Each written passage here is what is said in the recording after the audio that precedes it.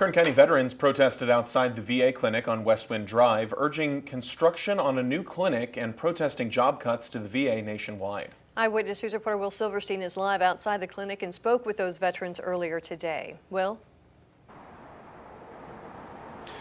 Well, veterans were here and other protesters were here on Westwind Drive. They filled the street blocks, and as Michael was talking about there, those are two big issues for them. One, that lack of progress that's been made on a new VA clinic in this area in Bakersfield, and the other, of course, those 80,000 jobs that are potentially going to be cut from the Trump administration to Veterans Affairs clinics across the country and the Veterans Affairs office in Washington, D.C. Take a listen to some of these veterans we spoke with today about their stories.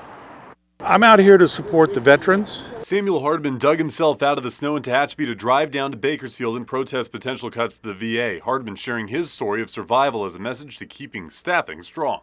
I have cancer.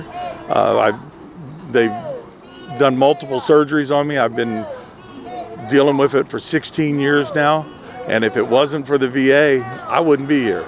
Hardman is concerned about the Trump administration's plan to gut 80,000 jobs from the VA across the country.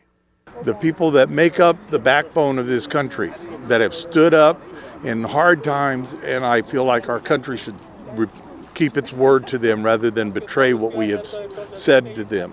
What did you think when you heard about the potential that there could be layoffs and cuts to the VA? Very, very disappointed. Robert Ortiz served in Vietnam and has lived in Bakersfield for the past several years. Like Hardman, he thinks cuts will affect service at the clinic. The Trump administration makes the argument, they say these are cuts that they're just, waste of money for the federal government, that they shouldn't be paid. What is your experience like with the VA? My experience with the VA has been very good.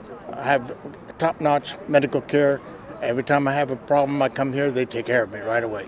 But right now, the future of veterans health care in Kern County remains murky. A planned VA hospital across town is yet to be built, and several veterans today are concerned staffing cuts could threaten its future. There are legal reasons, keep it here or move it. I'd prefer they move it, but I won't be alive by the time they build it. Those legal reasons stem from a battle with the ownership group of the current VA clinic that the government leases from. A new clinic with updated services has still yet to break ground. Nikki Gelhaus lives in Bakersfield and felt compelled to join the protest and help the vets due to her father's time at a VA clinic in Loma Linda. He developed cancer when he was older, and the VA hospital in Loma Linda took care of him, and it meant a lot. While the clinic faces several local challenges, Ortiz thinks the problems start from the top down. I feel right now we have a domestic enemy in the White House, and he is not taking care of his veterans, and I think it's important that he take a good look at us.